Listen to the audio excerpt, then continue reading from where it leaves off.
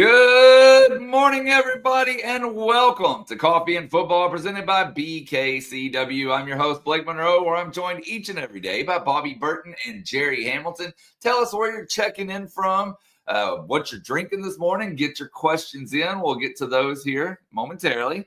But first, let's bring some bad news to everybody in case they haven't heard it yet. I guess bad news if you're a Texas fan. No spring game, guys. That came out yesterday when Sark was on the show Up and Adams over on FanDuel Network. He announced it. Your thoughts?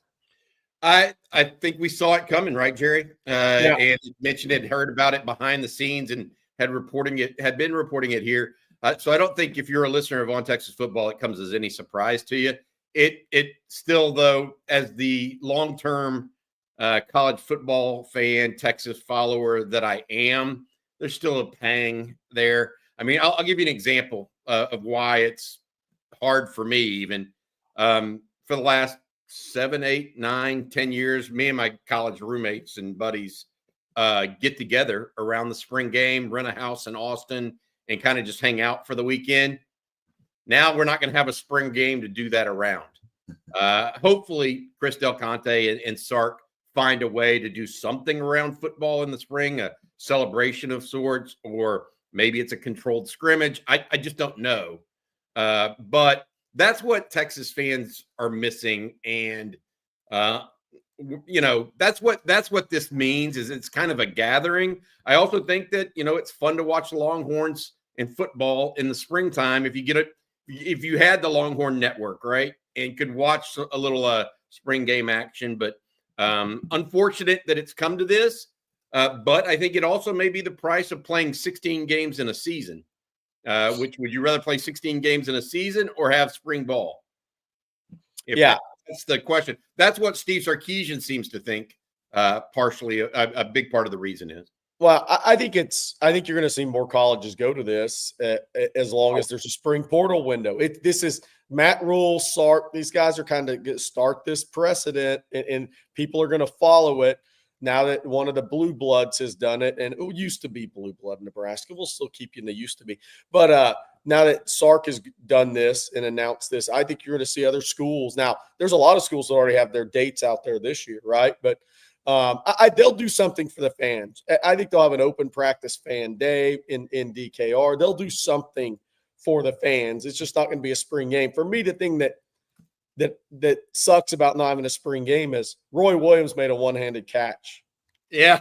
In an early practice, right? And it wasn't the spring, but when people said, oh, man, how many guys in recent years in a spring game have you seen that you said, oh, Jordan Washington last year in the spring game. Yep.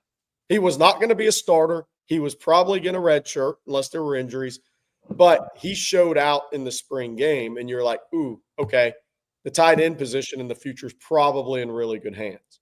And any of the 40,000 Texas fans that were in the building in DKR that day saw that. And so I get it from a fan perspective. I get it from Sark's perspective too. I totally understand it.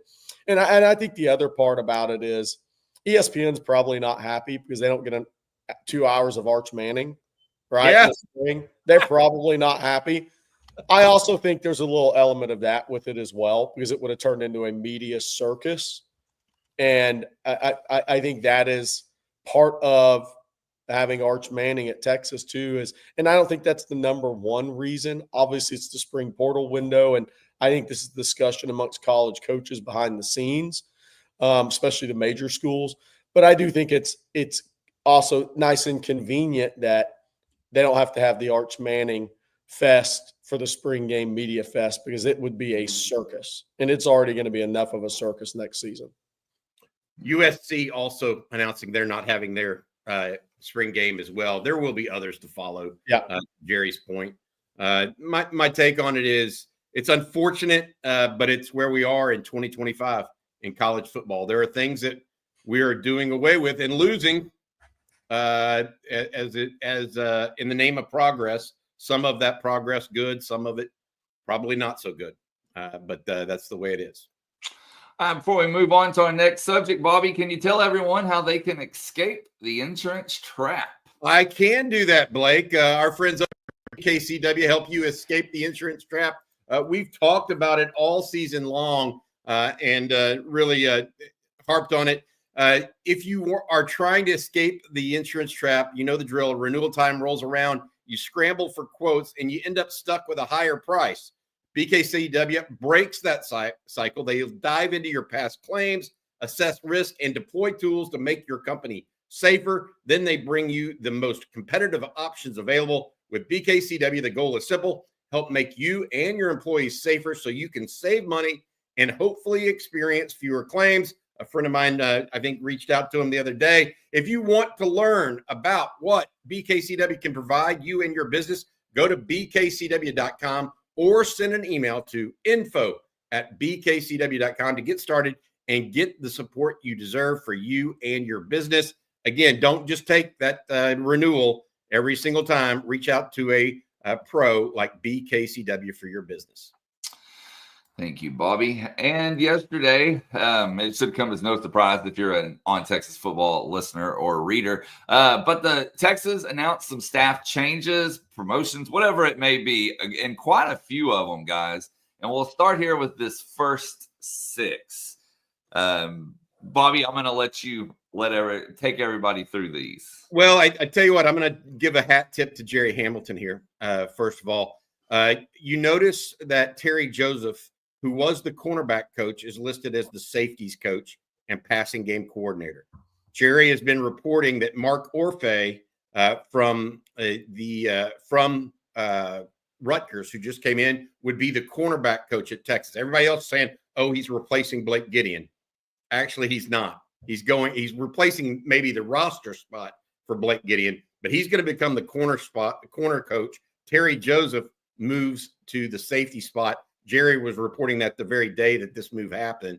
So hat tip to Jerry there. Also, I love this move. Kenodo Hudson, if you notice there, the Nichols coach. We have not talked about him, but we did mention, Jerry, that Scotty Hazelton left Texas for the defense coordinator's job at Wake Forest. He was a Nichols coach for Texas and Pete Kwiatkowski this past year. Texas has elevated Kenodo Hudson, who was a former corners coach at USC, or with Sark and Lane Kiffin at USC at various times, also at Illinois, as well as Ole Miss, where he coached cornerbacks. Look, my point being here, Texas is now going to have a dedicated dedicated Nichols coach, like they did a year ago, as well as an outside edge coach in Alan Clark. Yeah. So those are 2 official moves that add big background to Texas at specific skill positions, the star position and pass rush for Texas. Add in Mike Bamonte, Chad Scott. Chad Scott is the new running backs coach from West Virginia coming over. We've talked about him. Also, Mike Bamonte has been on staff for Texas for a couple of years now. He played for Kyle Flood up at Rutgers, I believe, and was on staff at Delaware for a little bit. He's been on staff at Texas for more than a year, or right at a year now, and he's going to be moving to more of an on-field role. It'll be interesting to see how that handles. What do you think of the move? Blake, go back to the first 6 if you would. Yeah. So, Alan Clark, for those that aren't familiar, Baton Rouge, he just made an edge offer. He is over edge recruiting. Now he'll get an assist from Kenny Baker and PK and Sark, obviously, when needed, when that time comes. But Alan Clark is over edge recruiting too. He's not the edge coach. He is being handed the reins at edge recruiting, and he'll get assists from guys. He's the one that offered Kamari Brooks out of Bogart, Georgia, north of Coney a couple of days ago. He is the edge recruiter as well. That's important to note because last year I think Kenny Baker kind of tried to do both, and then that's a lot on a guy's plate, man. He was part of edge recruiting, part of edge coaching, and Kenny Baker's still going to be part of that coaching. Don't get me wrong, but from a recruiting standpoint, man, that takes something off of Kenny Baker's plate, I believe. Kenodo Hudson from Tampa, Florida. Most of the guys he's signed as a college coach have been from Florida. So another guy that's going to have some Florida connections for Texas. And I'm not saying he's be on the road doing a lot of recruiting, But when you look at this, Chad Scott, Florida guy, Kenoto Hudson, Florida guy. Kenoto Hudson also coached at Western Kentucky with Kenny Baker. They were on that staff together before going to Ole Miss, and Baker went to the NFL. But Mark Orfe, obviously. Mark Orfe, I can tell he's already made contact with Jalen Lott's family. So that was pretty apparent. Boom, he was coaching corners. But he has made contact with the Lott family as well. And we think Orfe is going to settle into that recruiting area in the Houston area that Blake Gideon had. Missouri City, that Shadow Creek, spillover in the Manville Pearland, then down Gulf Coast, Galveston Balls, Dickinson's, Clear Springs, all those schools as well. We think that's where he'll be in Texas. Then obviously North Shore will be his school. He played for those guys and with teammates with those guys. He'll be recruiting North Shore for Texas and probably C.E. King and some of those area schools around there. But then outside of that, Greg Schiano had him recruiting Florida, had him recruiting Georgia. So that fits as well. Chad Scott obviously has recruited Florida and Georgia for years and SEC region. Alan Clark obviously is from the state of Louisiana, can give help to Terry Joseph there because with Bo Davis going to LSU a couple of years ago, Texas lost one of their two guys, main recruiters in Louisiana. So now Terry Joseph has Alan Clark, who has a lot of connections like Terry Joseph does in Louisiana. So now we can move on to that next group because there's some recruiting pieces to that as well. So Aaron Joe comes over from Georgia Tech. He was the GM. He's the director of scouting. He is from Lakeland, Florida, obviously at Georgia Tech. Again, a guy with ties to the state of Florida, had been overseeing parts of Georgia Tech's recruiting, which is heavy in the state of Georgia and the states of Florida and the Southeast region. Josh Dunson was at Memphis. He is originally from the Atlanta area, more connections in the state of Georgia and the Peach State. So what has Texas done with some of these hires? We talked about it with Chad Scott. Look, I thought Sark would end up going the direction of a guy that had some of the same recruiting ties to Tashard Choice, because Tashard Choice really did get Texas into the Atlanta area and into Central Florida and the Southwest corridor of Florida while at Texas. Those were big things for Tashard Choice. I thought he would go to the direction of somebody who had similar recruiting ties. And now what you've added from a personnel department is even more of that.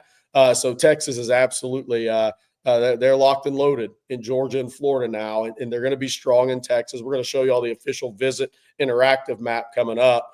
But, Bobby, a lot of hires that made a lot of sense with the recruiting geography as well for Texas. Yeah, Jordan Mitchell, it's his second. He was a former student at the University of Texas.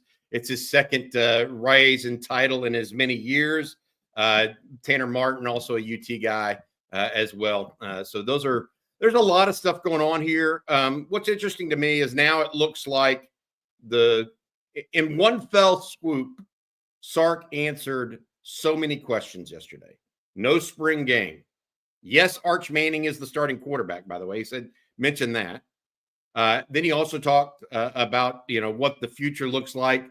And then he announces all these coaches in one fell swoop. So I think it's great for the University of Texas that they've got their coaching staff ready and rocking and ready to go heading into 2025. At least whether it's OTAs or spring practice or whatever you want to call it, it should be interesting to see what we see here. I wanted to ask, I want to answer this while we're on the subject. Jamie Fernandez, I've not heard a good reason he was following up for the spring game cancellation. Colleges, look, these major colleges are going to go away from the spring game because of the spring portal window.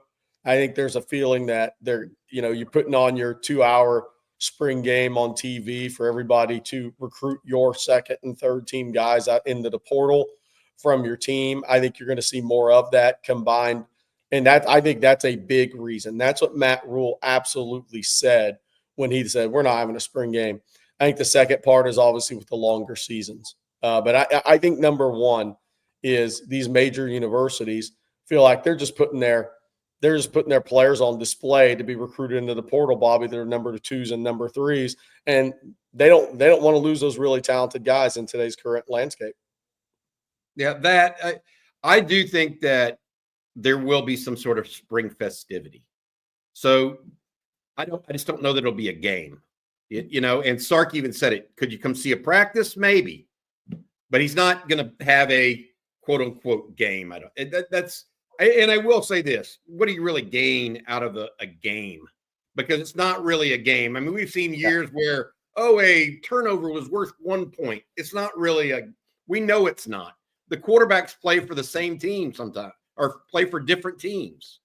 It's never a true game. It's kind of fun to go out there and watch them throw it around, block, tackle, etc., make catches, but it's not a game. So I don't think you're missing that part of it as much as you are building the community of Texas football fans and the expectations around it. That's what I believe. And there's been a lot of talk, not in the chat, but other areas I've seen, like, about injuries. Well, I don't think it has anything to do with players not getting hurt. Like, at least half of your injuries are non-contact. I mean, and the non-contact injuries can happen either way. I don't think it has anything to do with keeping guys healthy. I mean, Cedric Baxter's injury was that was a contact injury. Obviously, Christian Clark really wasn't, even though somebody was there on that play. So yeah, I don't think the health part of it has anything to do with that. Now, I think bodies recovering if you play long season. There's a reason the NFL has the model they do. But as far as cutting back on injuries from not having a spring game, I don't know, because I think there's a lot of non-contacts out there with knees. And I want to go back to the coaching changes for a moment. We also had a few questions and comments regarding that. And I want to start with the super chat from Lock and Horns. Thank you for your super chat. Morning OTF. What do you think Nanson's secondary responsibility is going forward? Bobby, I think it's the same. Yeah, I do too. Just helping PK tie it together. Yep. That's what he did last year. I don't see why, I don't see why there would be any difference. So I think he's just going to try to help tie the secondary to the front like he did a year ago. Yeah, and we saw that at that first open media window practice in August, which was but it was a long media window they gave us that day. I was standing next to Rod Babers, and Rod and I noticed that Johnny Nansen was the one communicating to the whole entire secondary staff play to play, and PK was not. He was back in the end zone kind of monitoring. And that was something interesting that day. I don't think that's going to change, Bobby. I expect that to fully be the same. And then our next question regarding the staff comes from Dean, and he says, can you explain who's in the room when a coach is offered another position? How does it work out with new contract and duties? When a coach is offered another position? I think he means maybe a promotion. Or is he talking about Terry Joseph changing from corners to safeties? Yeah, I mean, so here's the reality. Off-field stuff, I think that by and large, Brandon Harris handles that with oversight from Sark. So just as you might lean on your boss for thoughts or input, he probably does from his. As far as the on-field coaches, that's a little different. That's going to go through Sark. Now he will utilize and reach out to his current coaches and utilize those contacts. But by and large, if it's Terry Joseph, it's going to be a conversation with Steve Sarkisian. Yeah. Okay. If it's Josh Dunson, for example, from Memphis as the GM coming to Texas, that's going to primarily go through Brandon Harris, because that's his boss. Yeah. And so all the assistants have no different than anywhere else. They have their exit meetings, end of season meetings with Sark individually after the season's over. And that happened in January, around those guys being on the road, but maybe even before they hit the road in some instances. So those conversations at the end of the season, boom, kind of where Steve Sarkisian and they meet and they kind of talk about their future, boom, their season, kind of everything along those lines. Where everybody has their voices heard, right? And they have those discussions, Sark and whatever coach he's meeting with. So that's how those happen. It's straight with Sark. Good stuff. All right, we'll come back to some more questions here in just a little bit, but let's move on here. Recruiting obviously going on. It's in full swing. Offers going out, visits being set. Jerry, what's the Blake's latest? making maps every day. This is great. Blake is Mr. Recruiting Map. Chase Calicut, North Shore, told me last night he's locked in his official visit for June 13th. Here you see Calicut, who's sometimes listed at 6'3", 190. I would say he's closer to 6'3.5" to 6'4", 195. He's going to be a big, big kid. We'll see if he stays at safety or if he ends up at linebacker. I think Oregon and Alabama are your main competition. Has a lot of family that lives in Portland now. So I know there's been a lot of just people like saying, oh, this kid's going to end up at Texas. I think there's recruiting to be done here.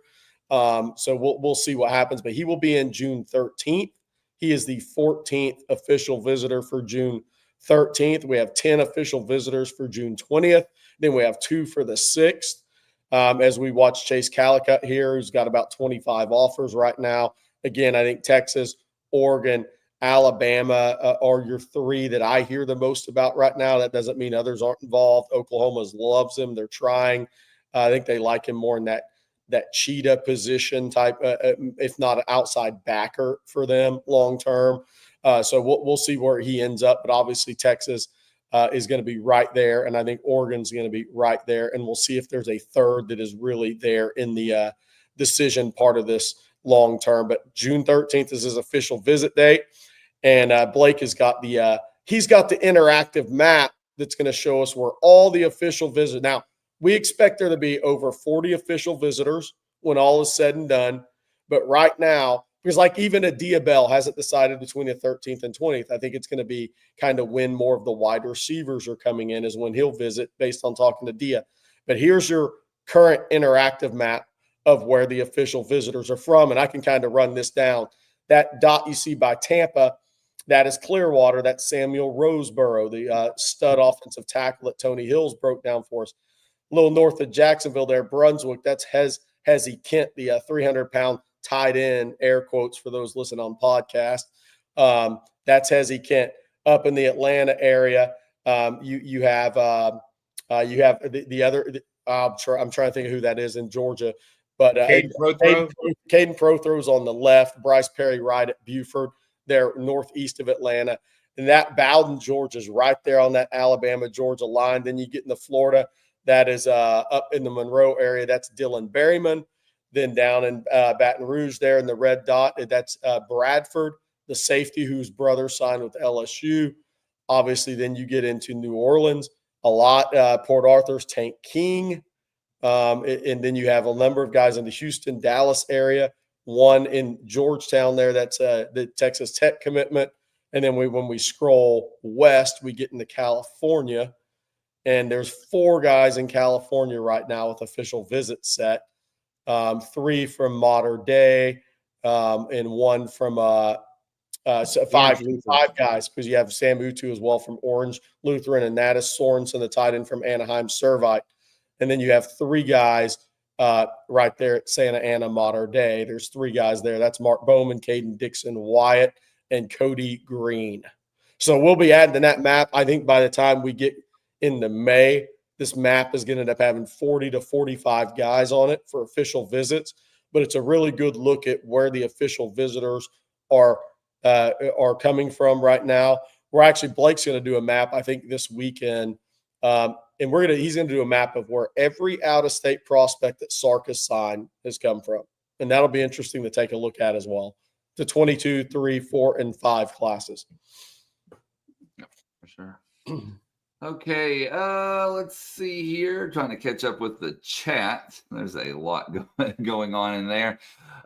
We have another super chat, fellas, and this one from Jordan. Jordan says, can you recap the almost Saban to UT story, and what do you think would have been the end result record-wise if he had become the Texas head coach? Go ahead, Bobby, but I'm going to say my piece on this. There's 2 pieces to this. There were 2 different times where he almost became the Texas head coach. There was an idea that after the Texas-Alabama national championship, that Mac might retire. and eventually become, say, an AD at the University of Texas. Okay. Mac said no to that. He wanted to keep going. So Texas and its first foray with Nick Saban just went sideways, went nowhere. Saban kept going at Alabama. Then there comes the time when I think it's 2013, Jerry. There was a thought that Mac Brown was going to retire or be asked to step aside. And there had been some talk between Jimmy Sexton and the University of Texas, and Jimmy Sexton is the super agent of college football, that Nick Saban would be interested in becoming the head coach at the University of Texas. Well, Texas couldn't pull the trigger with Mac Brown soon enough, and Nick Saban said, never mind, I'm staying at Alabama. And that happened around the time of the banquet at the University of Texas, the year-end banquet that had recruits on campus. One of those recruits, by the way, that was on campus that day, Tyreek Hill. Think about that, him in a Texas uniform, now with the Miami Dolphins. But what I was getting at with all of that is Mac ended up saying no to that. Saban went ahead and announced a renewal with Alabama on a Friday night, and the very next day, then Mac did get let go and asked to resign, or told he was going to either resign or be fired. And so, in a 24-hour period, basically, Texas went from Mac Brown is going to step down and Nick Saban would be the next coach at Texas to Nick Saban signs a renewal and Mac Brown gets forced out. So instead of a calm, collected transfer of power, we had chaos. And that led to the eventual hiring of Charlie Strong, Tom Herman, and now on to Steve Sarkisian. I will say this. I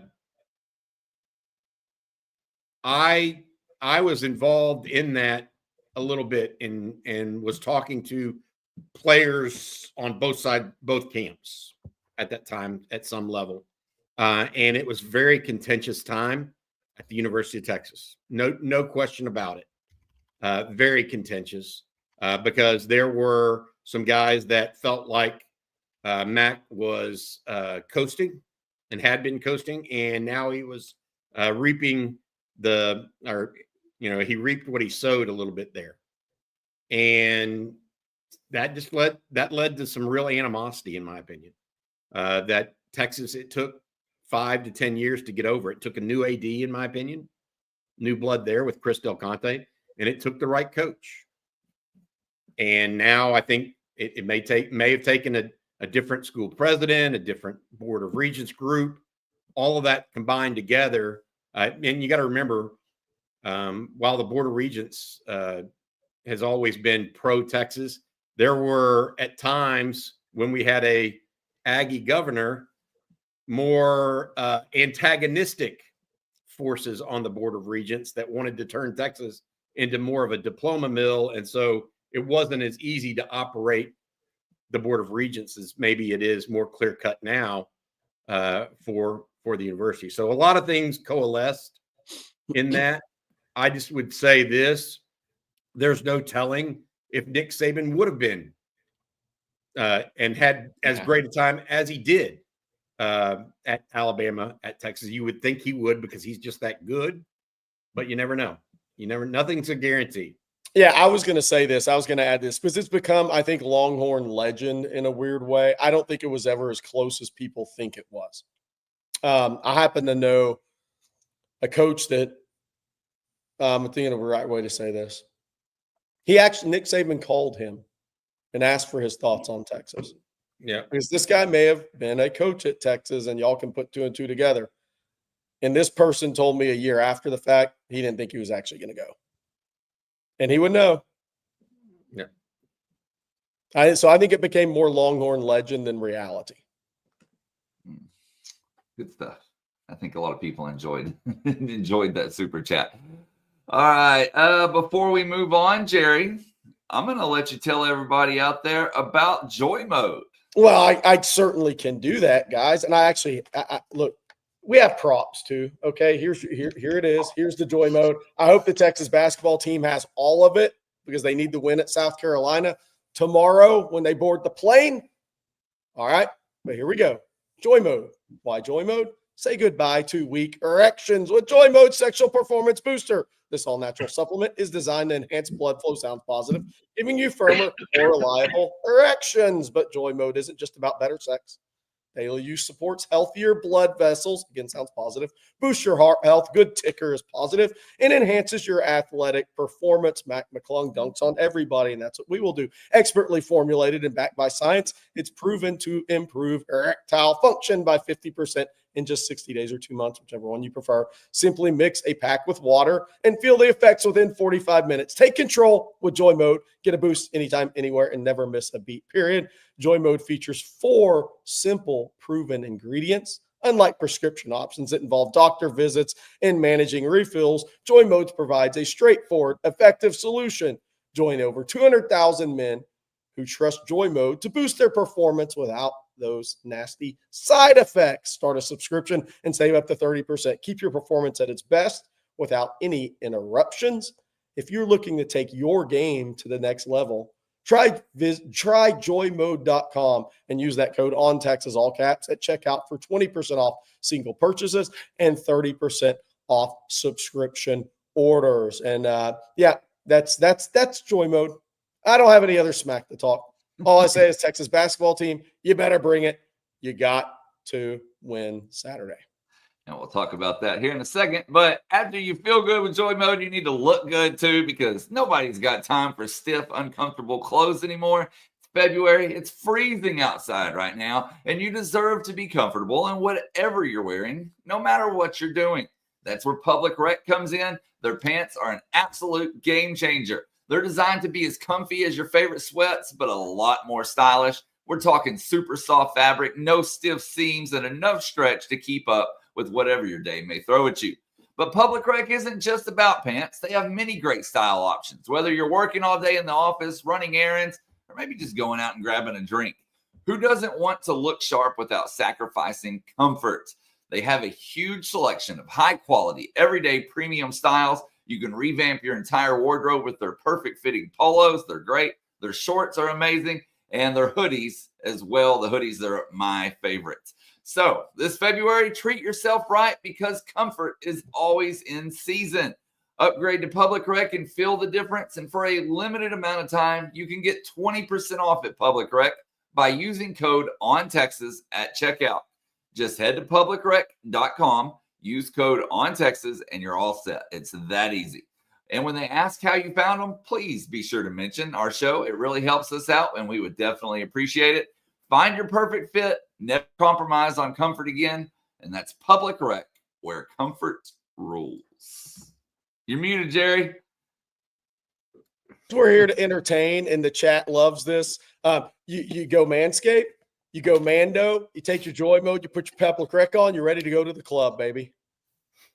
Jerry's got you covered across the board. Wait, we got your night planned. All right. Well, you mentioned basketball a second ago, so let's actually take a look at that right now, Jerry. ESPN bracketology has Texas as a 10 seed playing against St. Mary's, but you said they got to win. Explain. Yeah. So look, they're one of the last 4 in with a bye in all your bracketologies right now. They're sitting on that 10 seed line. And look, this discussion again and the Rodney Terry discussion, I think, are 2 separate things. But for this team who Trey Johnson wants these guys, you want them to play in the NCAA tournament, right? And where they're at right now, their NCAA.net is good, in a good spot. They're in the tournament right now. What they can't have is a bad loss. And while it's South Carolina is winless in the SEC, that anytime somebody's winless, that means they're due. So you don't want it to be against you.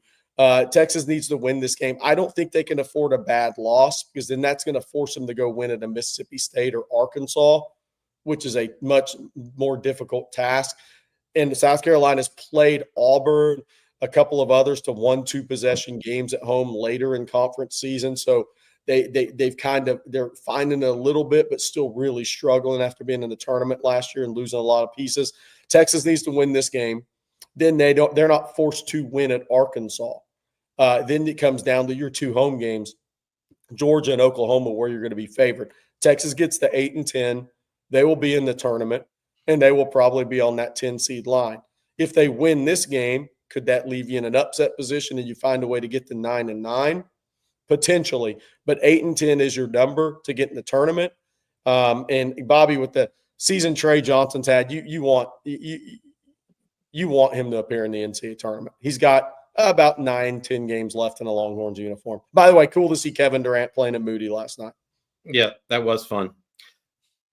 That was absolutely fun. Hey, here's one from Mikey D. Mexican that we have to talk about. Hookem, I'm not sure if it's been discussed, but why doesn't Coach Sark have the spring game after the spring portal closes? Not having a spring is really discouraging. It's not that they won't have a spring. They just may not have a spring game, Mikey. I will add this. He's got a point here in something that needs to be defined better.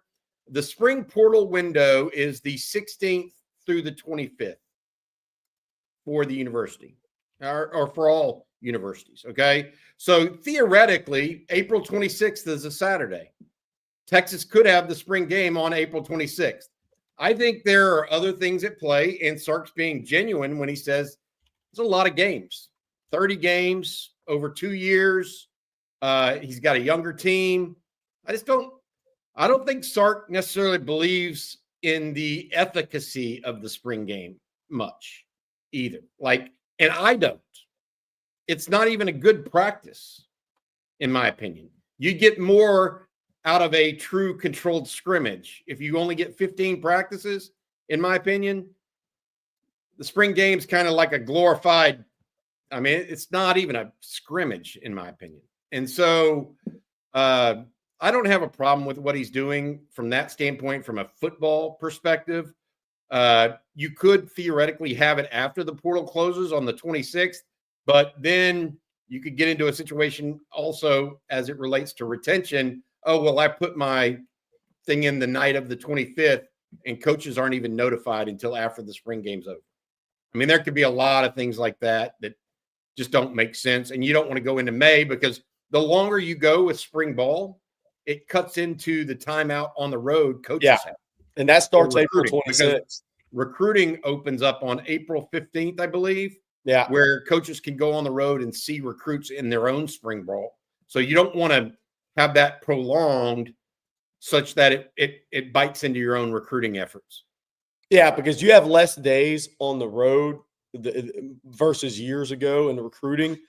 And this spring evaluation period is huge for Sark, especially the way he recruits. Obviously, everybody's out in the spring, don't get me wrong, but Sark is really patient in recruiting. These spring evaluations are huge for them, and I think they're big for every program, but especially the way Sark goes about recruiting. So these spring evaluation days are really, really big for Texas, and they are not going to bleed into that because you don't get as many days on the road. You have to make the most of those days on the road. Welcome back. Sorry about that, guys. I had to do something. Did you order a new chair or something? You get it in? No, there's something's going on with my lighting. I feel like I'm haunted or something. Huh. Am I the only one that notices this, or I feel like I'm getting? We thought maybe you were just dazed by Jerry's ad reads. Well, no, that would be a different story. When's my next one, Blake? Hey, Jerry, speaking of questions for you, Jenny wants to know, when's the last time you went to the club? Oof. Wow. That's a great question, Jenny. Last night. Oh, boy. And then we have a super chat here from Jack. Thank you, Jack. He says, Blake, where's our Colt baseball update? Young man's going to be a future Longhorn backstop. They were actually supposed to play today, Jack, with their first non-scrimmage, actual real game, and the weather's not cooperating. It was a 2-day tournament, which has now been pushed to a 1-day tournament. But he's doing good. He's doing really good. They had varsity baseball pictures this morning, so he was up and at them at 6:30, and he's doing his thing despite a minor injury setback that he suffered earlier in the week. But He probably doesn't want me to get into that. Yeah. John says, will the spring game return if the spring portal is eliminated? The way I look at this is going to give these guys a reason not to have spring games again. They're going to go to the NFL style. I think that it might take a different coach. I think Sark's kind of set his piece about this. And I'm definitely not advocating for a new coach. So I think that for the time being, if that's what he thinks, that's what he thinks. What happens if they only play 12 games this year? Does that change Sark's mind a little bit? Or 13 getting to a bowl game or something? I don't know. I don't know. I think that there is something to be said about wear and tear on a young person's body. I don't know that the spring game really does that, though, more than a normal scrimmage. I really don't. So I'm a little mixed on that. And then our next question comes from Stephen Henderson. How are the freshmen looking during winter workouts? Have y'all heard anything regarding that? A lot of the guys that it's kind of been consistent. Justice Terry's made a strong impression. I think Lance Jackson's body's really going to look different from what we hear. Nick Brooks has been really impressive. Jamie French, I think, is doing some really good things. Again, some of those Florida guys are faster than you think. If you watch a huddle tape, they just play on grass fields. They don't play on the sport turf fields all the time. I think Jamie French may be a tick faster than maybe the recruiting world thought. Like Grayson Littleton's very fast, really fast kid. So I think that as a group, I know Elijah Bo Barnes is hanging around 240 pounds right now. One of the things last spring, which I think this will come out later, we're still too early, is how much like a Ty Anthony Smith who came in at 195 and was 212. That takes a little time. Like I can tell you Justice Terry's gained about 22 pounds since he's been in. But now he came in lighter than people thought. He came in around in the high 250s. And that's why he's going to rep some at the 5 tech where Baron Sorrell or that Baron Sorrell spot, as well as being in the D-line meeting rooms. But I'll tell you, one of the guys that I've heard really good things about, not true freshman, is Zena. Ubiazula, really? Yeah. That's good. Because, I mean, if you can stack guys at the edge position, man, how important was the pass rush for Texas this year? Jeez. I mean, it was like a different defense when they finally had a pass rush. Completely different. That's really good news, Jerry. The other one I keep hearing good things about is Dalen McCutcheon. I've mentioned that a couple times here. Yeah.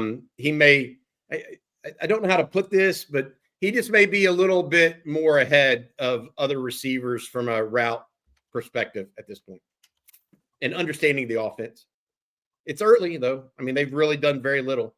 So we'll see more of that. We talk about freshmen, which is interesting, Jerry, but the Brad Spence, Cole Brevard, Travis Shaw, Hero Canoe. Those are guys that are going to be as important, if not more so. And I'm anxious to hear more of those guys and about those guys this offseason. Jack Bomeister, the punter coming in from Utah. We haven't really heard or seen much of him, obviously. That's going to not come until the ball gets put on the field.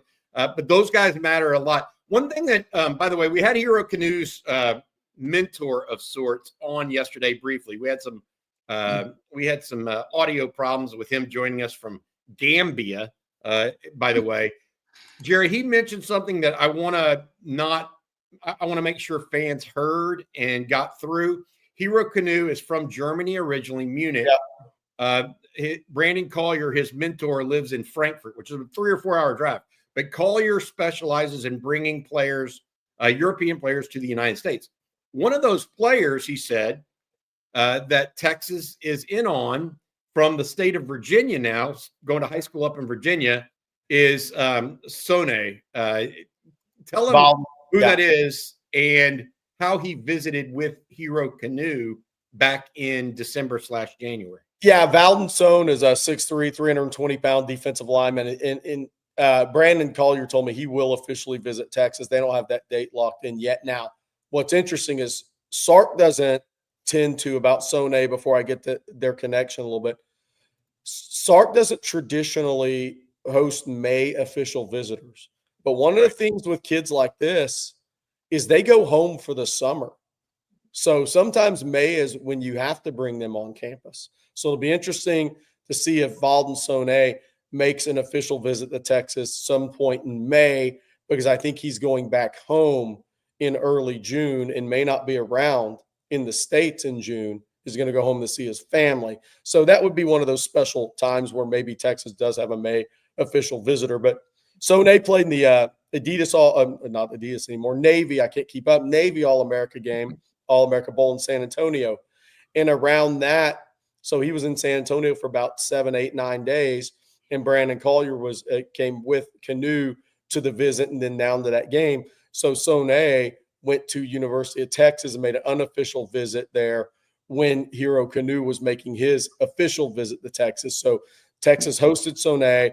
Kenny Baker went out to Blue Ridge School in Dike, Virginia, and officially made the offer at that point in time.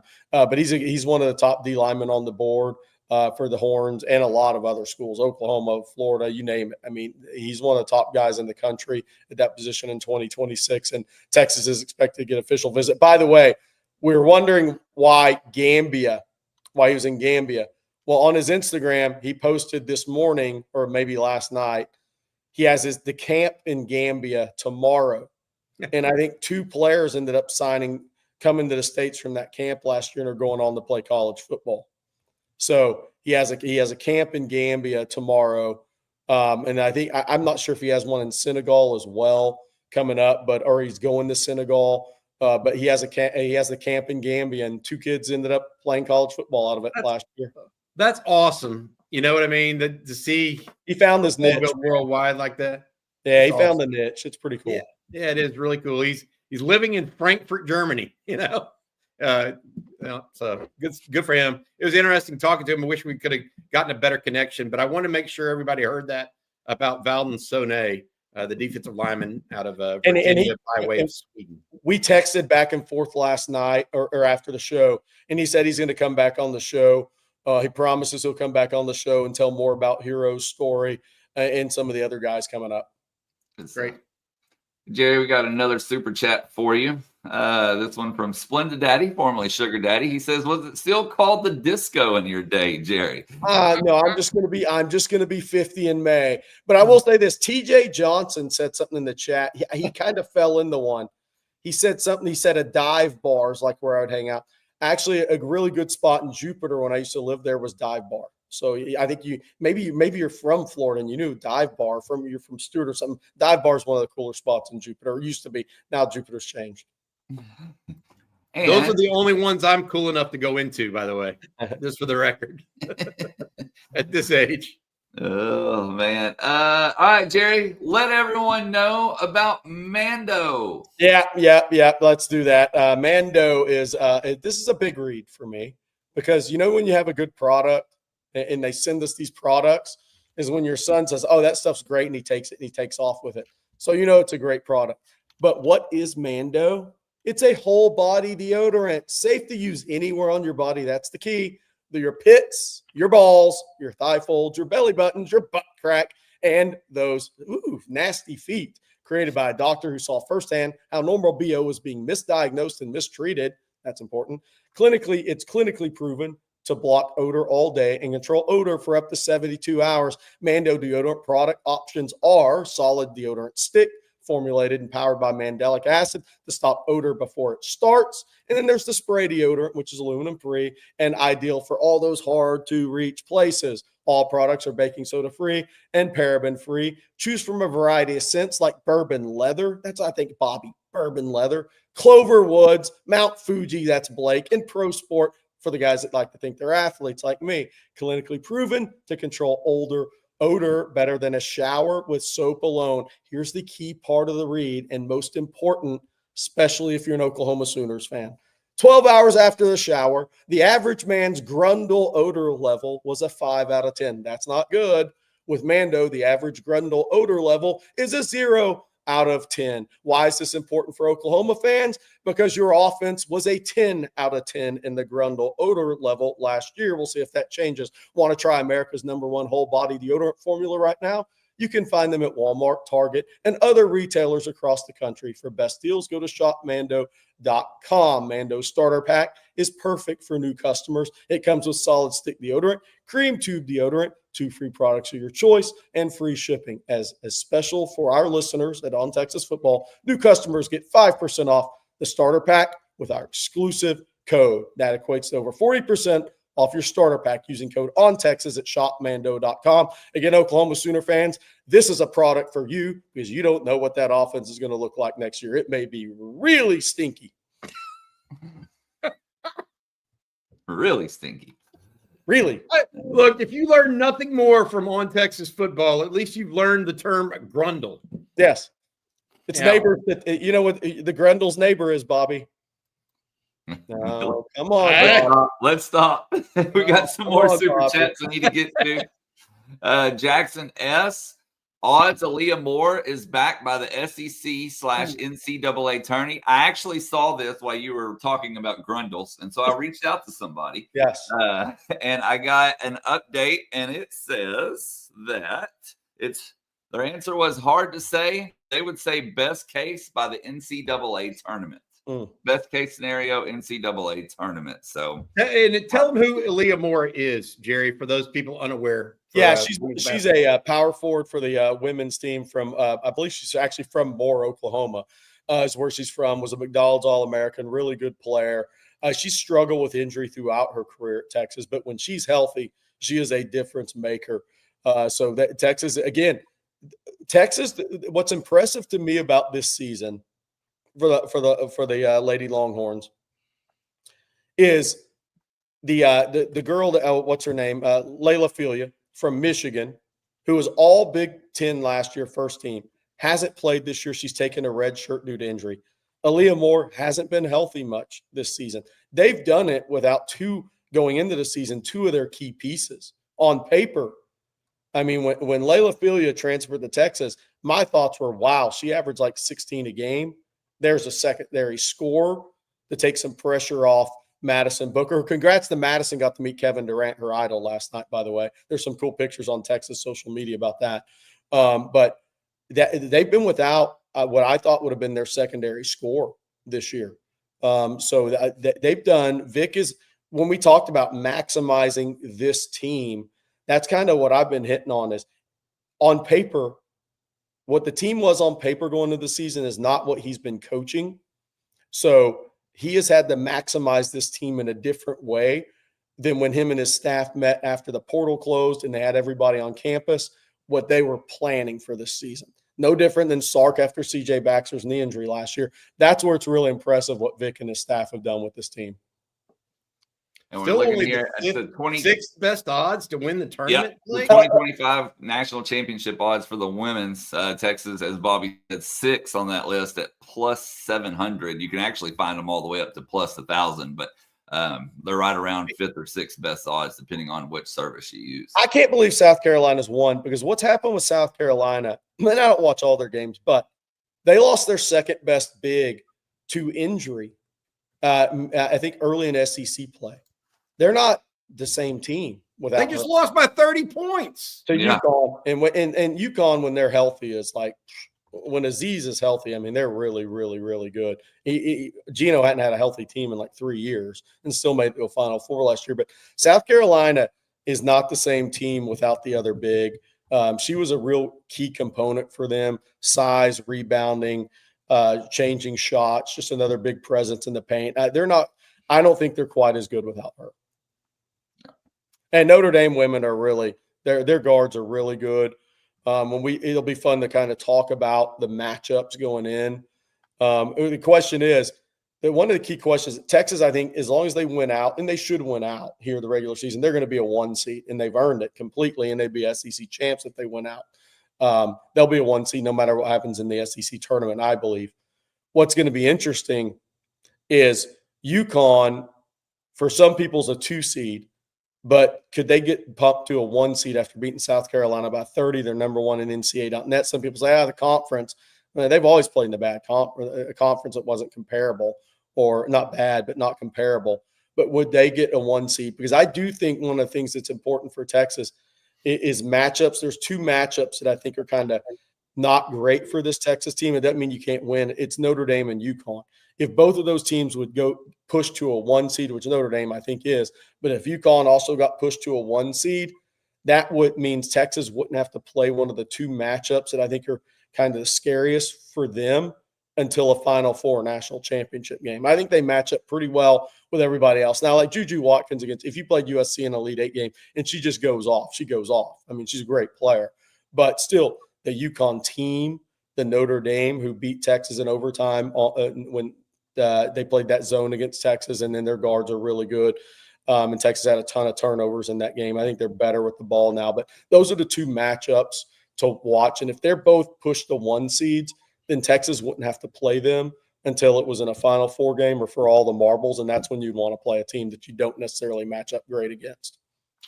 And before we get back to the football talk, and we're talking about other sports on the 40 acres, I want to make a quick mention, guys, that Texas baseball times for the entire weekend have changed. Starting today, that game has been moved up to 1 p.m. due to the weather.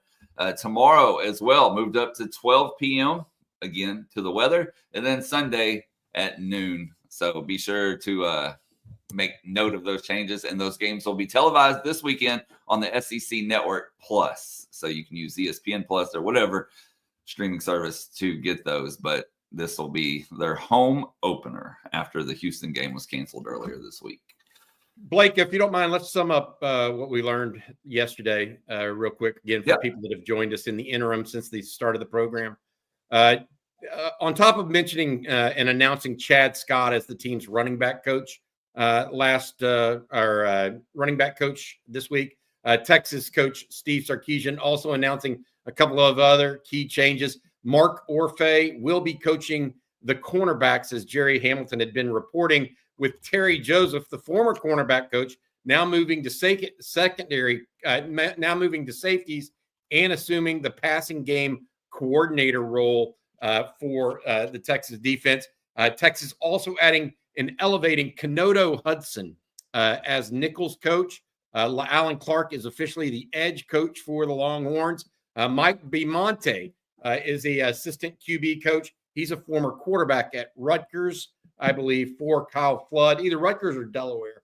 I can't remember. And then some off-field hires that Brandon Harris made or elevated. Aaron Joe and Josh Dunson, we've talked about at length. Joe coming from Georgia Tech, Dunson coming from Memphis, both GMs at their respective universities, now director of scouting and senior director of player personnel. Jamal Finner, the longtime high school coach in the Texas ranks, moves up and is now also the director of player development and high school relations. So he adds that player development role to his title. Tanner Martin and Jordan Mitchell, both UT undergrads, have moved up in the ranks as well for Steve Sarkisian and his staff. All in all, this means that Texas is kind of ready to roll for spring practice and the spring recruiting period as well, Jerry. I think Aaron Joe is underrated higher because he's not a position coach. But I think a huge key when you become a national recruiting program, and Texas certainly has become that, is your director of scouting and your guys who put together the lists for their position coaches, the offense, defense, the identification of the correct players and making sure, because you don't have as many days on the road. And when you're a national recruiting program, you're spread thinner than if you're just going school to school in the major city areas that Texas is doing. That guy is extremely important. He is very important from a organization standpoint of recruiting to identification. Because what happens is Kenny Baker, let's just say D-line. Kenny Baker is no different than any other position coach. He'll watch guys, right? But he also is dependent. Those guys are dependent on your scouting department bringing you guys as well to watch. Because if you're coaching a position and you're coaching, you can't go watch 300 defensive linemen around the country. You don't have the time, not improperly do it. Not like when we show huddles up here, right? And properly watch these guys and even put together hit tapes, good and bad. Somebody else has to do all that stuff in-house. So Darren Joe's job is really, really, I think, underrated. I think he was a very important hire for Sark as you become more and more of a national recruiting program from an organization standpoint and being on top of recruiting. And also he has connections in Georgia and Florida that helped as well. But getting all the right guys to the position coaches and then helping them make the most of their time allotted for recruiting and traveling to see players. Very important role, very important job. All right. Brendan says, is Jaheim White a take from West Virginia if he hits the portal? He's an NFL back for sure. What do you think, Jerry? This is West Virginia had 2 running backs last year that are pretty darn good. C.J. Donaldson, a big bruiser that Texas has faced before, by the way, when he was a freshman. He came down to Austin and was really their only offensive weapon. He is transferred to Ohio State already. Jaheim White actually led the team in rushing in 2023, was second to Donaldson in 2024. But he's a smaller back. Yeah. About 5'7", 192. A lot of people saying, oh, he could take Jaden Blue's role. He's not. He's quick, but he doesn't have that kind of outright speed, guys. The question, though, is could he be a possible fit at some level for Texas? And the truth is, I don't know. And I think Texas is non-committal on this point at this stage. I think maybe he needs to get in and see what he has in spring practice first, and then see if he thinks there's a role for Jaheim White. Yeah, look, I'm one that thinks what James Simon, Jarrett Gibson, how their spring goes is going to tell a story if Texas will actually look in the portal at running back. But prior to Charles Choice leaving, he wasn't. He was like, Choice is good. I'll never forget him saying that before the Arizona State game at the media session, that he didn't think there was a need in the portal running back. Now, after this spring OTAs, practices, whatever you want to call them, I think they'll assess where they're at. Where's Cedric Baxter? Where's Christian Clark? Are they on track in their rehab for August? Now, that still doesn't mean Cedric Baxter, if he's on track in his rehab, will be ready to be a full-time running back again. That's 2 different things, because there's the mental, the physical, and getting out there and actually doing it, getting back into football shape. There's all this process of it. But I think we'll see after the spring. I think Chad Scott and Sark will assess where they're at. If they don't look at the portal at all, I think that's a really good sign that James Simon's going to be a really good player, is my bet. That they're seeing something they really like out of him. Ricky Stewart's a year away. He's coming in like Trey Wisner, thinner, wiry frame guy. It's going to take him a while to put on that weight. But James Simon's going to come in ahead of the curve as far as running back because of his dad, John Simon, we've had on the show a couple of times, a longtime college coach. If they don't go to the portal, then I think that means James Simon showed them a lot this spring. All right. Thunderpup says, congrats on 73,000 subscribers. Thank you for bringing that to our attention, Thunderpup. Appreciate that. Appreciate all of your support out there for liking and subscribing and everything else. Can I say this real quick as it relates to that? I just want to say thank y'all for being here with us this whole time. Or a lot of y'all are new, or some of you have been here a long time. We appreciate it very much. Recently, we made the decision to add Jeff Howe to our team. And I can tell you right now, that addition wouldn't be possible without y'all's support. And I think Jeff's a great guy. And I'm happy that we're able to do it. And so thank y'all for your support. Thanks to all of our sponsors for their support as well, because without everybody, we couldn't do the things that we do and earn a living. And so thank y'all so much. And thank you for the support. 73,000 is about, 23,000 more than I ever thought we could possibly get to. So onward to 100 is my thought there, Jerry. Well, for once we and this is why you should tell your friends, once we cross 100, Bobby is going to have a mayo with corn dog while doing a Manscaped, Mando, and Joy Mode read back to back to back. That's going to be how we celebrate 100K subscribers. So y'all tell your friends. No, national championship only, baby. I think 100,000 mayo with corn dogs is national championship 100K material subscribers is 100,000 is a dang good milestone, Bobby. That's a national you need a mayo corn championship dog for that. Yeah. No. Well, the No. very least you can do is tell us about BKCW. Just made a regular, I don't know. That's national championship material. All right, national championship material as well as BKCW insurance. All season long, you've heard us talk about how Longhorn-owned BKCW helps you escape the business trap for your business. The insurance trap for your business. You know the drill. Renewal time rolls around, you scramble for quotes, and then you end up stuck with a slightly higher price or even a real higher price. BKCW breaks that cycle for you. They'll dive deep into your past claims, assess your risk, and deploy tools to make your company safer. Then they'll bring you the most competitive options available with BKCW. The goal is simple: help make you and your employees safer so you can save money and hopefully experience fewer claims. If you want to learn more about what BKCW can provide you and your business, go to bkcw.com or send an email to info@bkcw.com to get started and get the support you deserve. Again, that is info@bkcw.com, or give them a call, 512-250-5055. Thank you, Bobby. And we got time for another question or two before we get out of here. And let's take this one from Brendan. He says, which kid from the 2024 class makes the biggest jump in a good way, weight-wise? I think Zena's on track. That's what I was going to say. You just mentioned one that I was hoping for. I think Brandon Baker's body continues to change as a young offensive lineman.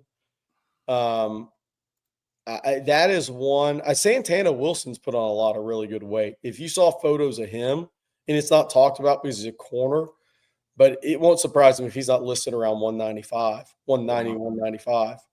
And he was probably 175 when he got the high 170s when he got to campus. But Zena, because he had that long, wiry, strong frame, he's going to look a lot different to people. And then let's see here. It's 420 somewhere. Isn't the spring game a big unofficial visit weekend?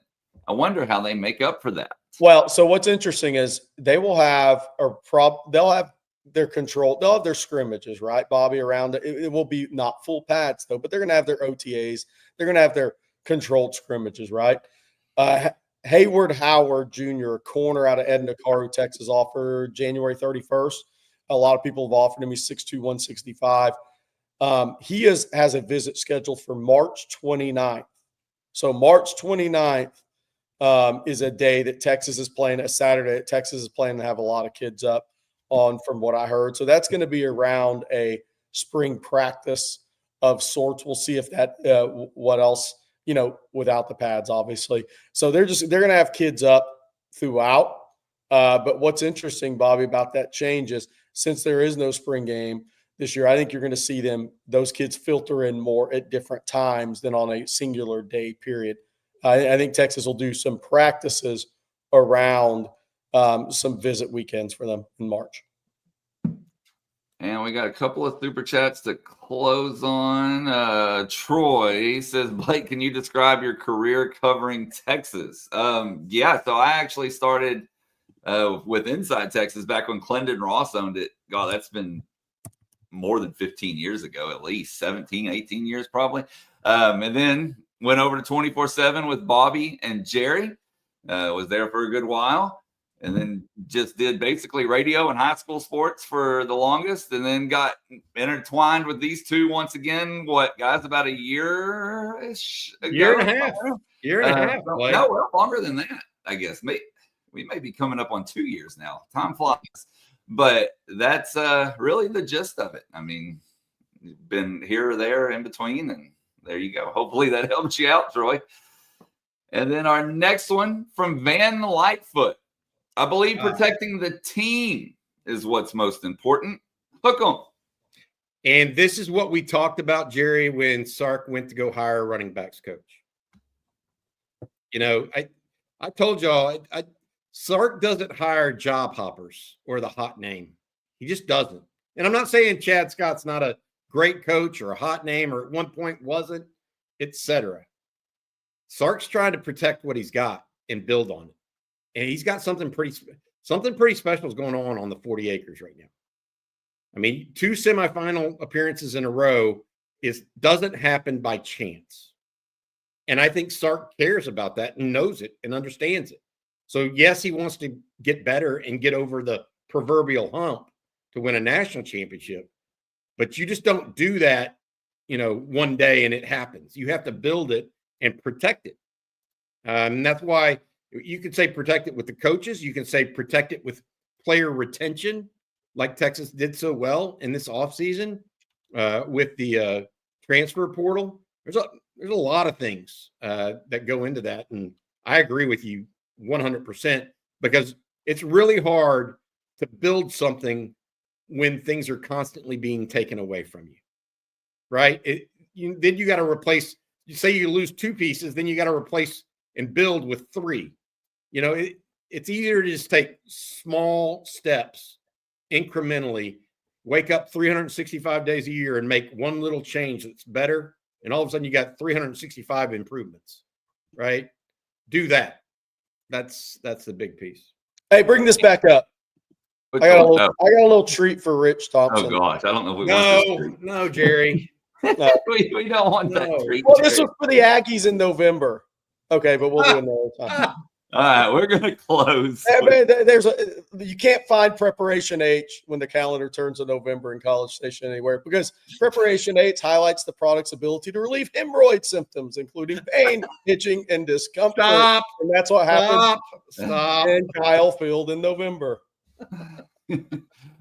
All right. Our last one for today is the super chat from It's 420 Somewhere. Thank you guys for creating such an amazing team and covering Texas so well. We all bleed burnt orange, and y'all keep that blood pumping. Hoping you guys get Longhorn Blitz back to push OTF to another level. Hope so, too. We've got to talk about that. I think when we first added Jeff, that was certainly one of the things we talked about, but we wanted to give Jeff a chance to get his feet wet and get going with us and kind of come into the crew and be part of us first. And now it's going to be talking about what we're going to be doing this spring and how we're covering the team, et cetera, going forward. So that's certainly something on there. But thank you for saying that. And thank you for your support and being here with us. All right, guys. Well, that's going to do it for today's episode of Coffee and Football presented by BKCW. I want to thank them along with Joy Mode, Public Rec, and Mando all for sponsoring today's show. Of course, thank you all for tuning in. The great questions, the super chats. Bobby, what do you have later today for everybody? Well, you have got the baseball show this afternoon. I guess that's going to be after they play Dartmouth, right? Now that that's happening. But we also have Rod, Jerry, and CJ on, or I think Jeff may be on this afternoon for a live stream. We've got a special Saturday conversation coming tomorrow. We also have that recruiting list that Jerry's putting up. If you want to venture over to ontexasfootball.com, a lot of stuff going on. A lot of things happening in the background. Texas the men's basketball team plays tomorrow at South Carolina. That's a must win, in my opinion. Yes. For the Longhorns.